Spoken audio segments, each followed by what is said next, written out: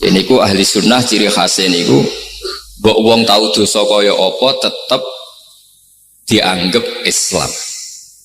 Ada kelompok ekstrim khawarij sing darani wong nak dosa niku berarti wis napa kafir. Jadi itu efeknya luar biasa dari madhab-madhab itu. Lalu kenapa madhab Abul Hasan As-Sadili yang kita pilih? Karena kalau orang Islam kamu kafirkan, niku mboten ketemu, cara akal niku mboten ketemu. Nggih cara berpikir kita, masyhur Abul Hasan As-Sadili ngendikan, wong iku nak kafir mulai cilik nganti 70 tahun. Kalau baleni malih tiyang kafir cilik ngantos 70 tahun. Itu kan menjadi mukmin itu hanya dengan melafadzkan apa? Syahadat la ilaha illallah Muhammadur Rasulullah. Niku hadhil kalimah satu ini. Kalimah syahadah niku saged ngilangi kekafiran 70 tahun. Artinya kalimat ini adalah kalimatun dakhala fihal kafiru al-islam atau kalimatun sara bihal kafiru musliman. Ini ngaji rileks, ini tanamkan di hati. Ini adalah kalimat yang orang kafir saja menjadi muslim, hanya sekali dilafadzkan. Masa lalu dengan kalimat yang sama tiang muslim menjadi kafir.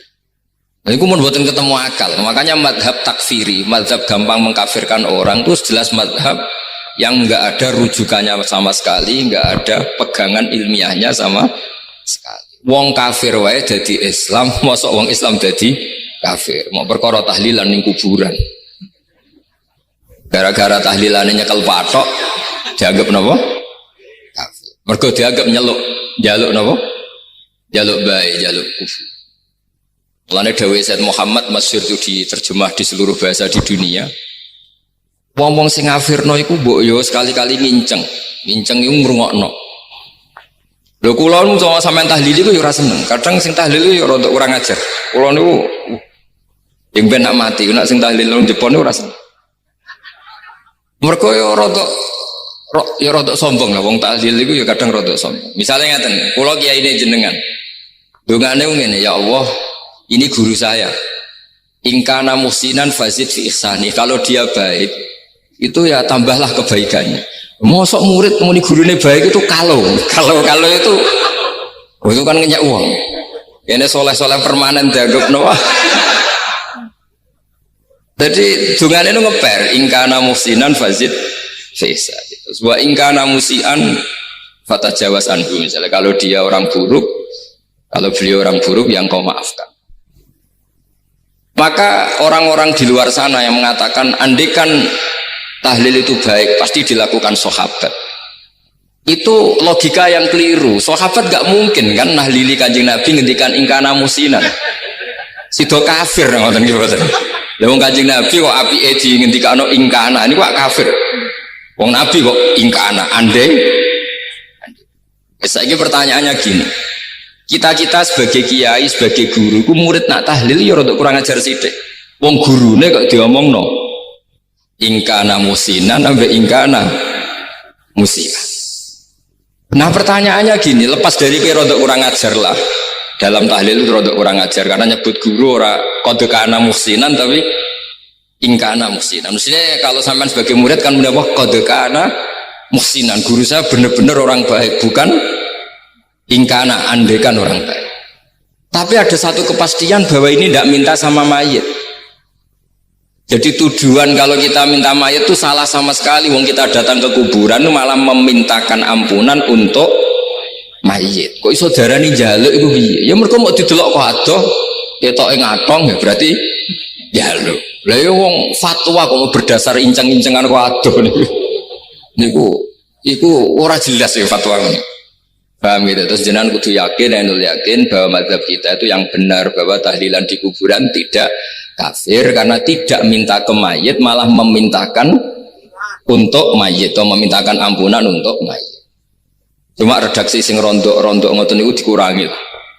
Nah kangge guru niku nggih dikurangi lah, dikurangi. Ya Allah, jenengan Maha Pengampun, kula suwun guru kula jenengan ampuni. Jadi ampun ngangge donga sing teng salat mayit. Nah, sholat mayit itu kan memang ada sanatnya, memang semua bentuknya seperti itu. Tapi nak ning kuburan, kalau betul nanti itu ngotong bangun ngoten, ya Allah ini guru saya, engkau anugerahkan beberapa ilmu, beberapa amal yang manfaat untuk orang banyak. Kula suwun jenengan tampi, jenengan dat sing maha pengampun, jenengan ampuni. Tapi buatan ngangge ingkana ini. Angen-angen muga aku dadi kiai ini tersinggung. Murid orang ajar, masuk darani gurune apik iku andekan. Ya tapi berhubung ra paham ya alhamdulillah ya do. Tahlil yang Wali Songo ya buanter-banter nganggo mik. Lah sing kene paham ya rodok risi. Piye? Wali Songo darani ingkana iku piye wah. Dadi niku mareni mulane kula suwun nak tahlil nyewa kiai sing alim lah ben rodok bener, ben rodok bener. Tapi ampun nyewa kula mboten purun. Kalau nu gak ada pondok, jadi buatan saya masyhur susah diundang orang kecuali yang ada hubungan guru, hubungan sarang. Karena beliau lama sekali ngajar di MGS. Beliau Gus Maksum itu lama ngajar di MGS. Jadi saya itu hanya datang di orang-orang yang pernah khidmah di sarang, terus yang pernah keluarga sepuh. Saya datang ke Jakarta ke Pak Quraisy Shihab itu ya karena Pak Quraisy itu lama sekali bikin diskusi tafsir. Akhirnya saya termasuk pengajar di pondok beliau. Jadi faktornya ya hanya karena itu, bukan yang lain. Terus kalau suwun jenengan kedah yakin kalau faham takfiri yang memudahkan mengkafirkan orang lain itu faham yang salah, karena itu bahaya. Terus bahaya kedua secara fikih. Secara fikih itu nanti repot. Kalau nanti di salah satu seminar itu sudah mau zuhur, ketemu satu narasumber yang gampang mengkafirkan orang, itu separuh masjid, kebetulan mereka banyak yang bisa ngaji itu terus gak sholat zuhur. Tanya sama mereka, lu kok gak sholat zuhur sudah masuk waktu? Kan sholat hanya wajib untuk orang muslim, kita akan kafir. Ya karena dikafirkan tadi kan, kalau kita akan dikafirkan. Akhirnya gak kafir, sholat. Efek dari mazhab itu panjang. Kalau betul faham mereka itu betul, berarti yang sudah kafir, orang kafir itu wajib sholat enggak kan? Itu malah panjang kan, karena terus menjadikan orang Islam tidak sholat. Nanti ke masjid tidak boleh, orang kafir nggak boleh masuk masjid. Itu efek fikihnya panjang. Jadi kalau suwon mazhab Abil Hasan Asyadili niku dipegang. Nah itu madhab beliau itu implementasinya di kitab Hikam nih. Karena Hikam itu putu murid yang paling bisa mengimplementasikan, menjelaskan cara pandang madhab Abul Hasan Asyadili sing dados thariqah Syadziliyah. Terus ketiga, itu cara pandang itu detail itu jelimet. Mesti sampean ora kepikiran. Misalnya begini. Ketika ada orang salah jenengan marah, itu sebenarnya karena salahnya apa karena hal yang lain? Normalnya orang itu berpikir karena salahnya, itu keliru cara Abul Hasan Asyadzili. Pasti kamu marah itu karena ada hal lain. Misalnya kita pembantu, elek, kritik, mecahno gelas, mesti langsung gua amuk. Alasannya mecahno gelas. Tapi nak sing mecahno iku wong ayu, kowe iso ngamuk. Kowe iso ngamuk wong ayu. Mecahno gelas lah. Kok gelas lemari, rasa gelas. Sama. Kamu janjian sama orang, wongnya nyulayani janji, mesti mbok maki-maki. Katanya jam 10 kok udah datang gini-gini. Nah, tapi kalau yang terlambat itu wong sing ngutangi kowe iso ngamuk orang sing ngutangi kowe. Atau sing terlambat itu komandannya, atasan kamu. Atau kiainya. Artinya gini, ketika kamu marah atas nama terlambat, itu sebetulnya karena terlambat atau karena hal lain. Nah, maksiat juga gitu. Cara pikirannya Abul Hasan Asyadzili, ketika kue roh misalnya cawe itu maco naik apa lah ninja atau apa, mesti kue darani wah seluput suwuk. Tapi nak dikadani, niku putune jenengan. Mesti langsung ya Allah jenengan sepunten. Jadi sebenarnya kita kebencian sama orang lain itu karena kebetulan itu tidak keluarga kita. Coba kalau itu keluarga kita, pasti kayak mikir ulang. Gue gedeng mau ngerasolat, Mesti sebabnya dua. Satu tidak sholat, dua kebetulan itu tidak anak kamu. Kalau itu anak kamu, kamu pasti istighfar berhari-hari untuk dimaafkan Allah. Bukan maksud no. Tapi kalau orang lain gue, pertanyaannya sebetulnya kamu benci itu karena tidak sholatnya, apa karena plus dia tidak anak kamu? Nah itu pikirannya Abul Hasan apa? Gue ngamuk itu gelas pecah, itu perkara itu pecah gelas apa plus yang pecah elek. Nah itu pecundang kita, itu cara pikiran Abul Hasan. Kita ini pecundang, pecundang itu nggak fair, kenapa? Betul fair. Nah itu terus beliau diantaranya punya cerita Nabi Ibrahim itu pernah diangkat ke Allah di alam malakut. Di alam malakut kemudian ini ada di kitab Hikam juz 2 halaman 4 yang di bab ini yang saya baca. Ini cerita terakhir nih, pun bantu pun sampai tak ngaji suwi-suwi ora mesti paham aduk sediluk. Nak sediluk kan dia alasan, kenapa ora paham? Salah Gus Pak ngulangi sediluk. Lah nak suwi sampean ora paham malah ribet kan? Diulang suwi ora paham goblok tenan berarti kan gitu. Nah ini untuk menjaga harkat dan martabat niku ngajine sediluk mawon dan takoki malaikat. Kenapa ora paham? Salah Gus Pak ngajine sediluk. Jadi duwe napa? Alibi lah gadah napa? Pembelaan. Nabi Ibrahim itu diangkat di alam malakut karena beliau seorang nabi melihat orang maksiat, ditanya sama Allah, ya Allah itu orang-orang maksiat itu makan dari rizkimu, menempati bumimu dan semua fasilitas engkau bikin. Lalu menurut kamu gimana Ibrahim? Ya bunuh saja, matikan saja. Sama Allah dituruti. Melihat lagi ada maksiat yang berbeda, selalu Nabi Ibrahim usul itu dimatikan. Jadi Ibrahim pernah jadi garis keras lagi, keras sekali. Lalu suatu saat Nabi Ibrahim itu disuruh nyembelih Ismail. Disuruh nyembelih apa? Ismail. Baru disuruh nyembelih Ismail, Nabi Ibrahim tanya, ini anak saya ya Allah, ini samrotu fuadi, ini buah hati saya, kenapa engkau nyuruh menyembelih? Jarai ngetikane pangeran, apa kamu tidak ingat ketika tak angkat di alam malakut beberapa hambaku kamu usul supaya tak bunuh? Cara Jawa ini, cara Jepang ini, raro rasani jadi aku itu pangeran sing gawe aku enak, wae usul-usul kon mateni jare. Saiki gentenan, saiki anak sembelih. Rumang sama udah di pangeran gak sayang mbek kaula. Kowe tak dadekno nabi ku kon dakwah ora kon mateni. Nabi Ibrahim nangis. Nah inilah perbandingan bagi kita. Sebenarnya saat kita benci maksiat, itu sebetulnya di hati kita itu tidak hanya maksiat. Kita ada tidak fairnya. Plus itu ada orang yang terkait dengan kita.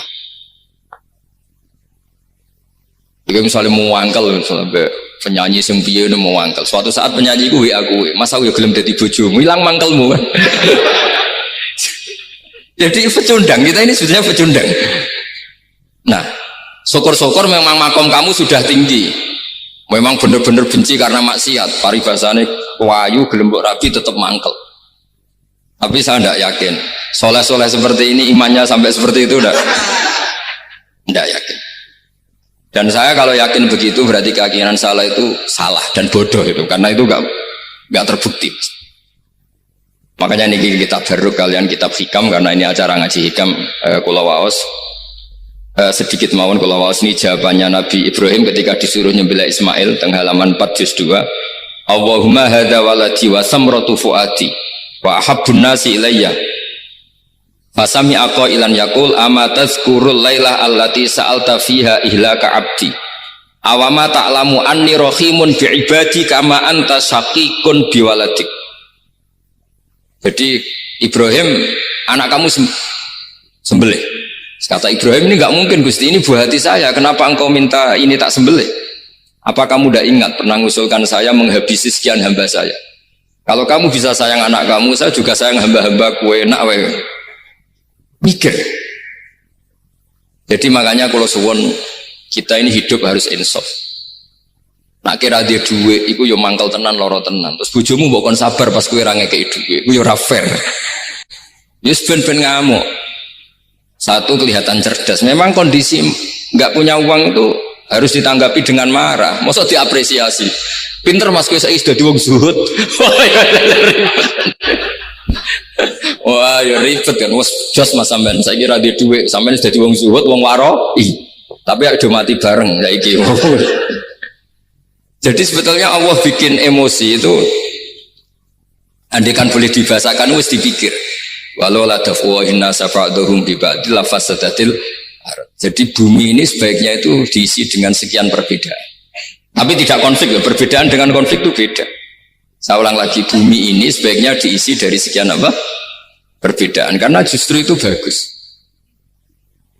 Saya itu berkali-kali bilang, andaikan tidak ada pikiran kedua, ini dunia ini sudah rusak. Harus ada pikiran kedua. Misalnya ono wong kok terlalu apik mbek kanca, mesti bojone sambat, wong gak men ngopi mbek kancane ra tau ngapi mbek bojone. Tapi kalau ngopi mbek bojone terus, mesti kancane sing sambat. Wah, jok rabi lali kanca. Ribet. Manusa itu ribet. Kados kula dugi mriki ini hormat Gus Maksum. Nggih mungkin untuk ganjaran. Tapi untuk dosa sidik-sidik ninggal pondok. Jadi ya sudah. Ya mau tidak mau karena memang hidup itu tidak banyak pilihan. Ada orang sering ibadah di masjid sholat itu ya bagus. Tapi dia pasti tidak baik dalam sistem sosial. Umpama wong soleh kabeh ning masjid itu donya akeh sing mati. Karena tidak ada tim SAR paling murah. Loh iya kan, wong kecelakaan itu penolong pertama itu orang yang di masjid apa sing tukang ning dalan-dalan. Artinya sing ning masjid iktikaf mesti ra duwe ganjaran nulung wong kecelakaan. Artinya ada kebaikan yang pasti nggak bisa dilakukan orang yang sedang di masjid. Andaikan yang di jalan itu orang-orang soleh itu wah dunia sebaldatun thayyibatu warabun ghafur. Loh ya betul, Nabi pernah ditanya sahabat, ya Rasulullah kita ini senengane ngegeng di jalan. Ya kata Nabi, ya sudah nggak apa-apa, asal a'tut thoriq haqqaha, ya kamu memberi haknya jalan. Apa itu? Amar ma'ruf nahi mungkar. Maksudnya nahi mungkar gini, misalnya di bus itu ada orang soleh mayoritas, itu sing nyopet ya wedi, mergo mesti ditabuki wong akeh. Kalau yang di perapatan wong soleh kabeh, sing beda itu ya isin. Mergo sing perapatan wong soleh kabeh. Nah, masalah iki ra soleh kabeh, kemari ribet kan gak soleh kabeh. Jadi sebetulnya Indonesia itu aman kalau yang di jalan itu soleh semua, karena perempuan lewat gak diganggu, ada copet gak berani, semuanya aman. Maka di Islam itu menyebut kebaikan itu jumlahnya banyak sekali. Tidak bisa kamu wah hebat-hebatnya wong sing ning masjid terus, tidak bisa seperti itu. Andai kan semua orang di masjid, nah ono kecelakaan pertama yang nolong siapa? Nah ono wong golek alamat tuh takok sapa kabeh ning jero masjid. Ribet kan?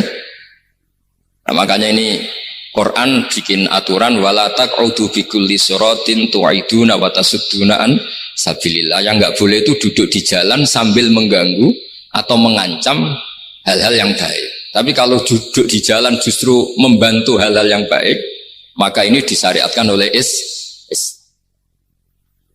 Jadi ini kita harus mulai mikir ya. Jadi walhasil ngendikane kitab hikam, bayangkan yang maksiat itu anak kamu, istri kamu. Pilihan kamu itu memaafkan dan minta dimaafkan oleh Allah. Tapi ketika orang lain kamu minta supaya dilaknati Allah, ini tidak fair. Jika kita diajari guru-guru kalau minta ampun ighfirli wali walidayya wali jami'il muslimina wal muslimat. Masih dikata wali jami'il muslimina al muslimat wal mu'minina wal mu'min. Itu filosofi yang luar biasa, kata jami' semuanya ya Allah engkau maafkan. Bukan keluarga saya tok, siapapun yang berkontribusi terhadap Islam ini engkau maafkan. Begitu juga di muqaddimah khutbah kula suwun harus ditradisikan wala alihi wa sahbihi ajmain. Kata ajmain ini kata pembeda. Mungkin orang baca hanya rutin, tapi kita yang nekuni ilmu, ajmain ini kata kunci. Fa inna ahlas syiah akramu sahabiyan wa ahanu sahabiyan akhar. Tradisi mazhab Syiah itu apa? Ada sahabat yang begitu dimulia-muliakan berlebihan kayak Sayyidina Ali, dan ada yang dihinakan kayak Abu Bakar dan Umar. Lalu pembedanya dengan ahli sunnah apa? Kita menghormati sahabat wa sahbihi ajmain. Jadi hadhil kalimah kalimatun fariqah. Ini kalimah pembeda. Jadi ajmain buatan kalimah rutin terus ono jimati ono kasiate ini buatan. Kita maklumatkan ke seluruh dunia bahwa mazhab ahli sunnah ditandai dengan wa ala alihi wa sahbihi ajmain.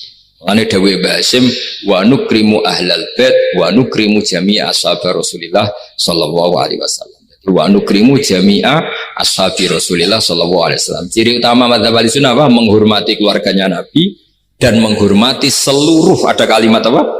Seluruh sahabat. Jadi kata asma itu kalimatun fariqah atau kalimatul fasl. Kalimat yang membedakan mana madhab Syiah dan madhab Ahlussunnah apa? Itu kalau jenengan ngaji teng Gus Maksum napa teng Kiai Haji Maksum, di antara madhabnya sinten Nabi Ibrahim yang diceritakan Abdul Hasan apa? Asyadzili, kebencian kepada maksiat, kita semua pasti benci maksiat. Tapi gak fair kan, yang satu kamu laknati, yang satu kamu doakan. Ujung-ujungnya apa?